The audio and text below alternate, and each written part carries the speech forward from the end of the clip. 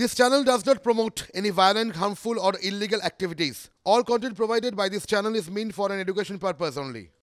নতুন মোড়কে পুরনো স্লোগানটাও ফিরিয়ে দিলেন মমতা বন্দ্যোপাধ্যায়। এটা তো দেখলাম, কিন্তু কেন দিলেন বলুন তো? দুটো কারণ থাকতে পারে।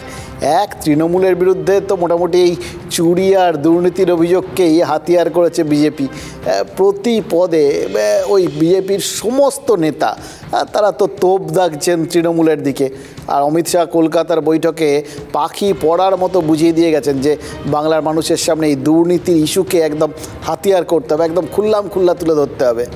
এই তখনই মনে হচ্ছে যে সেম অস্ত্রে রামায়ণের সময় দেখেছিলেন না, এ পাশ থেকে একটা তীর যাচ্ছে, ব্যাকগ্রাউন্ডে ঢ্যাঁ করে বিভিন্ন মিউজিক বাজছে, এ পাশ থেকেও সেম আর একটা তীর, সবই চন্দননগরের লাইটিং আর কি, গিয়ে ঠাঁই করে মুখে লাগলো, একটা আওয়াজ হলো, নিউট্রালাইজ হয়ে পড়ে গেল। এই নিউট্রালাইজ করার খেলাটা সেম অস্ত্র না হলে খুব গোলমেলে হয়ে যায়। তাই জন্যই মনে হচ্ছে জানেন তো, এই তৃণমূল নেত্রীও বিজেপির অস্ত্র কাটার চেষ্টা করছেন। ওই জন্য উল্টো একই দিক থেকে সেই একই অভিযোগ ছুড়ে দিয়েছেন।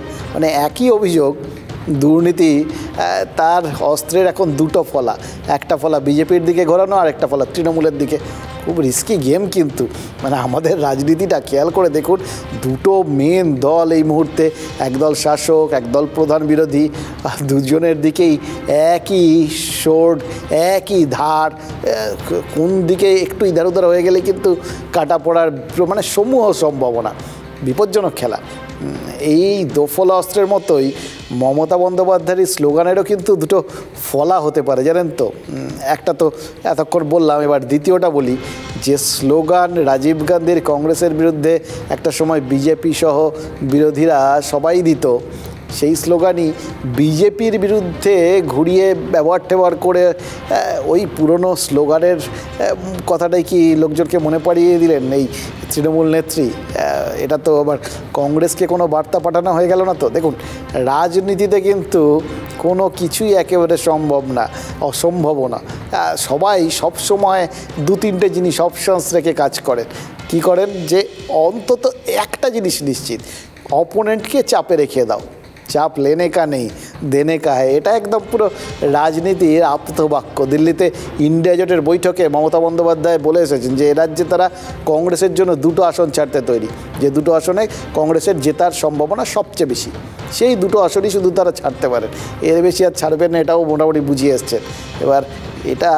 এবার দুটো কোথায় সেটা তো বলেননি। ফলে কংগ্রেসের অনেকেই বেশ মনে হচ্ছে যে ওই টোপটা গিলবো করছিলেন। একজন কংগ্রেস সাংসদ তো গিলেই ফেলেছেন, তার নাম আবু হাসেম খান চৌধুরী।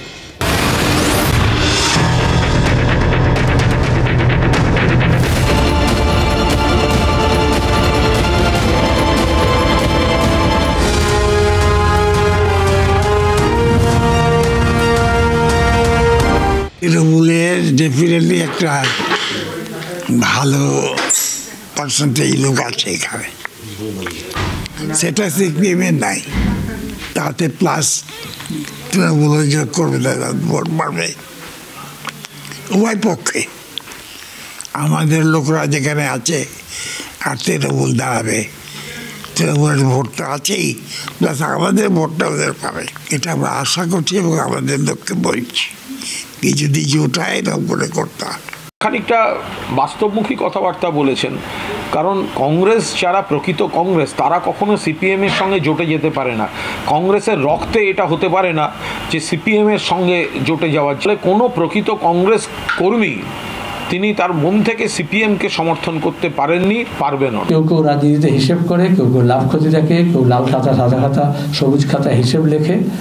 বিজেপি এবং তৃণমূলের সঙ্গে যাদেরই সংস্রব থাকবে না তাদের সঙ্গে আমাদের বন্ধুত্ব হবে, আর যারাই বিজেপি এবং তৃণমূলের সম্পর্কে দুর্বলতা দেখাবে তাদের থেকে আমরা শত সহস্র যোজন দূরে আমাদের অবস্থান হবে। এটা তো ওদেরই ঠিক করতে হবে, তার কারণ ওরা একা লড়ার ওদের সামর্থ্য নেই। কাজেই ওদেরই ঠিক করতে হবে যে কার সঙ্গে জোট করবে।